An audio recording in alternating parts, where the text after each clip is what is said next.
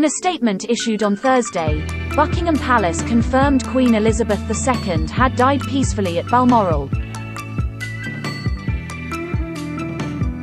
Her Majesty was staying at her Scottish home for her annual summer stay when her health began to deteriorate, with the palace stating just hours before her death that she was under medical supervision. Members of her family, including Prince Charles, now King Charles III, Prince William and Prince Harry, travelled to the monarch's Scottish residence in the hours following the initial statement.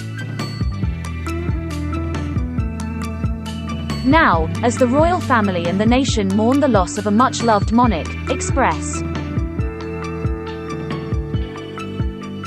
Co.uk looks back at where Queen Elizabeth II's historic reign began. The Daily Express announces with deep sorrow that the King died early yesterday. The news came from Sandringham at 10:45 a.m. in these words: "The King, who retired to rest last night in his usual health, passed peacefully away in his sleep early this morning."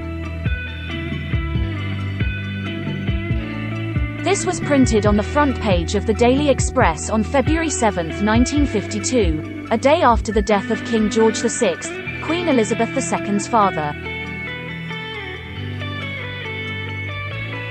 While the 55-year-old king had suffered a long illness, his death came as a shock to his family and the nation.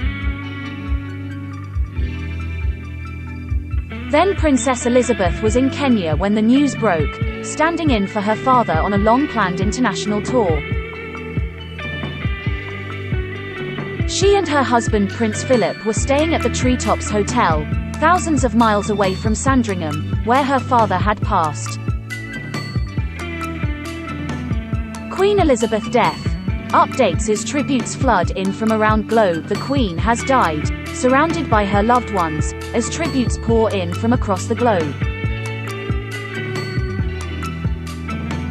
The UK will now enter a 10-day period of mourning, with the Queen's funeral being held on the 10th day. George had defied the guidance of his closest advisors and travelled to London Airport to see his daughter off, marking his final public appearance and the last time the young princess would see her father.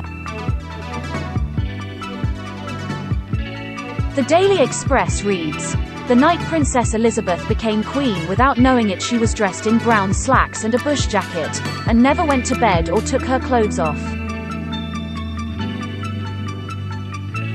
She spent the whole night in the fabulous Treetops Hotel in a giant fig tree overlooking a waterhole in the Aberdare Forest Game Reserve."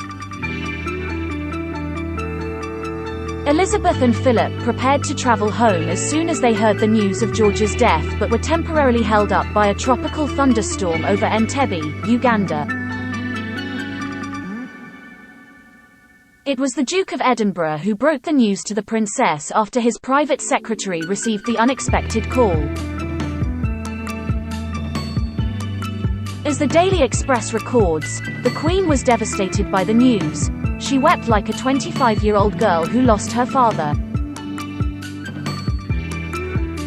But, in keeping with the stoicism she held for over 70 years, Elizabeth is said to have reacted with a sense of duty. Once back in the UK, she read the Accession Declaration, marking the end of her father's reign and the beginning of her own.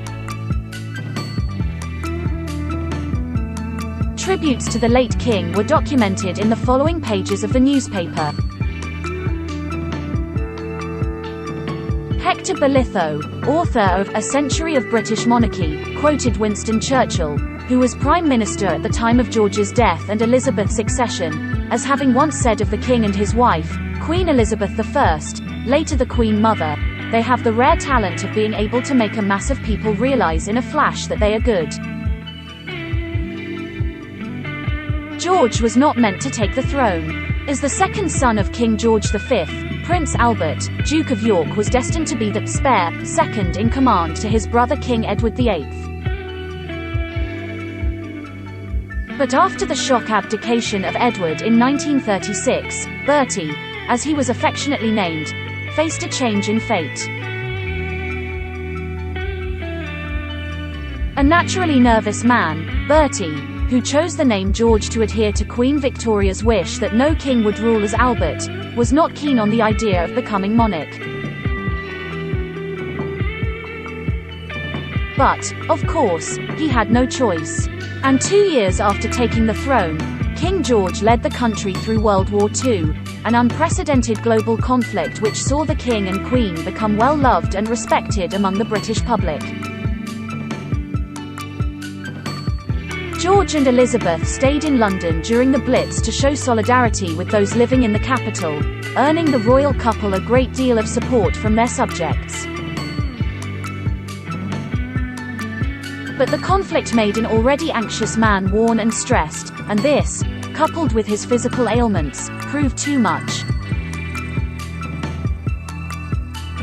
Chapman Pincher, the Daily Express defense and science correspondent, wrote, "The king knew the end was near." He continued, "The doctors knew that the king had only a short time to live after his serious lung operation less than 5 months ago. He had it removed in September 1951 after a malignant tumor was found. It is almost certain that the king also knew." Mr. Chapman, who died at the age of 100 in 2014, added the doctors knew nothing could be done to prolong his life, and suggested the king's understanding of his own well-being could be an explanation for his decision to make the journey to London Airport last week to wave goodbye to Princess Elizabeth and the Duke of Edinburgh. The veteran journalist went on to suggest that George had even predicted his imminent death months before, claiming it had been proposed that Princess Elizabeth perform the 1951 Christmas broadcast, to which the king replied, "My daughter may have her opportunity next Christmas. I want to speak to my people myself." In her official proclamation, on February 8, 1952, the new queen said, "By the sudden death of my dear father I am called to assume the duties and responsibilities of sovereignty. My heart is too full for me to say more to you today than I shall always work, as my father did throughout his reign, to advance the happiness and prosperity of my peoples, spread as they are all the world over." The Daily Express, in its February 8 edition, quoted the Queen as having told a cabinet minister, "This is a tragic homecoming." Accompanying a photograph of a solemn Queen and stiff-faced Philip, the front page report continued, "And here the actual homegoing begins." Queen Elizabeth II and the Duke leave London Airport for Clarence House. King George VI's funeral was held 10 days after his death on February 15. It came after a national period of mourning. His coffin lay in St. Mary Magdalene Church, Sandringham until the 11th of February when it was carried, in procession, to the nearby Wolverton railway station. It was then carried by train to King's Cross Station in London, where another formal procession took place to Westminster Hall, where the King lay in state for 3 days. Members of the public were able to visit the coffin during this time.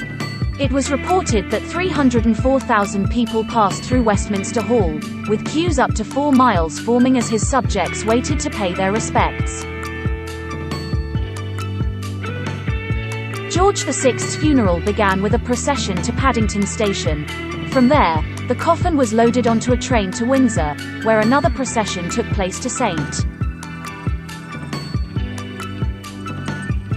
George's Chapel. The service was held in the church, which sits in the shadow of Windsor Castle, and the king was interred in the royal vault.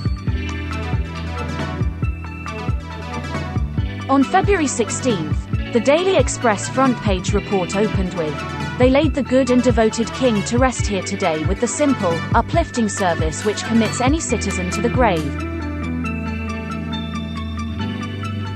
It continued, "In the stately chapel of kings and knights, 2 mourning queens stand beside the grave of a husband, a father." Related articles: Harry and Meghan to face awkward situation with Queen upon return. Angry William skipped lunch with Harry and Queen. Royal mistake. Error in the Queen spotted. Is Campbell given credit? The Queen. Why Her Majesty refused to come to London after Diana died. Newsnight producer. The Queen has a blind spot for Prince Andrew.